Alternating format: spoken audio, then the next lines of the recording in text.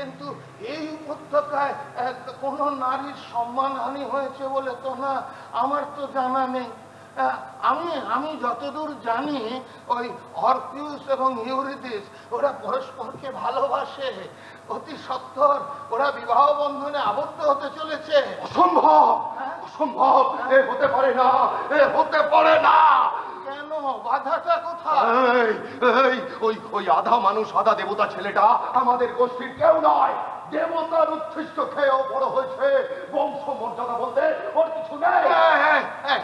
বংশ মর্যাদা? অ্যারিস্টটল, তোমরা যেটাকে বংশ মর্যাদা বলো সেটা নিয়ে আমার বা আমার মেয়ে ইউরিদিসের কোনো মাথা ব্যথা নেই। না না, শোনো শোনো শোনো, ওই বংশ মর্যাদার ঠুনকো অভিমানগুলো ওগুলো সব তোমাদের কাছেই তোলা থাক। আমাকে আর এর মধ্যে জড়িও না বাবু, না আমাকে জড়িও না। না যা।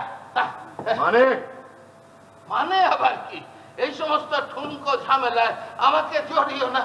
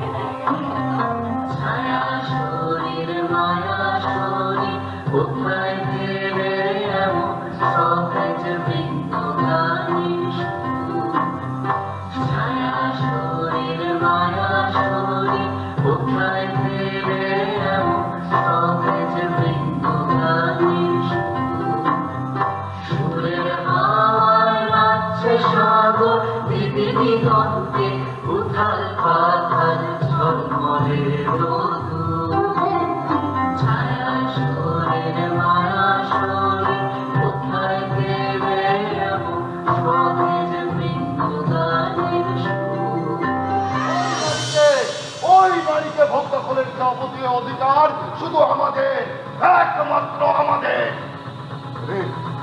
কোনো ভাব করে দাঁড়িয়ে দেখছো কে? যাও গিয়ে নিজেদের অধিকার কায়েম করো।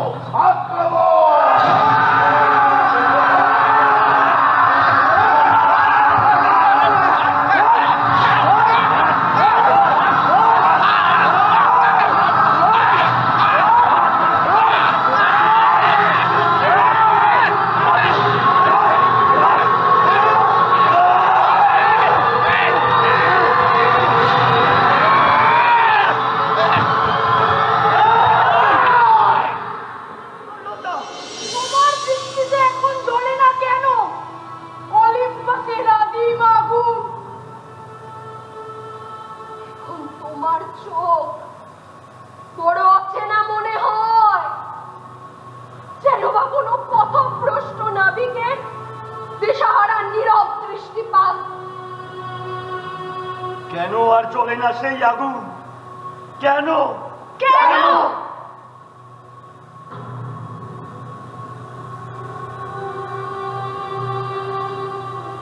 মৃত্যু বল নিষ্প্রভ,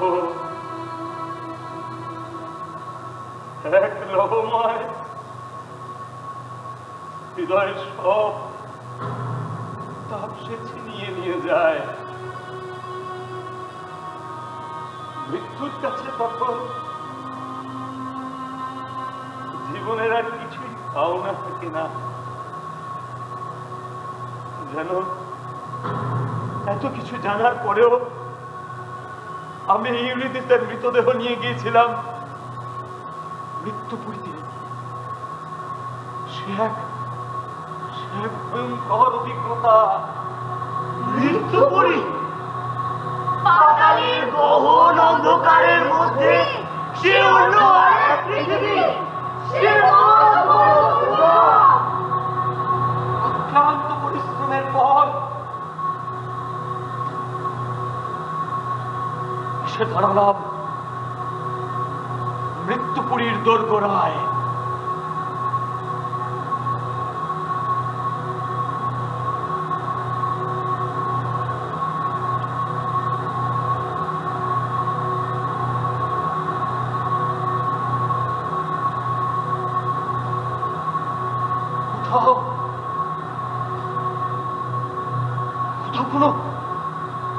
প্রাণের স্পন্দন নেই।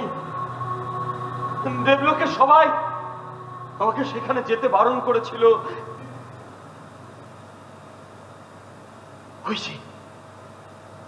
ওই সামনে স্টাইকস নদ, জল তার নিকষ কালো। জীবন আর মৃত্যুর মাঝখানে এক অনতিক্রম্য ব্যবধান রচনা করেছে স্টাইকস নদ।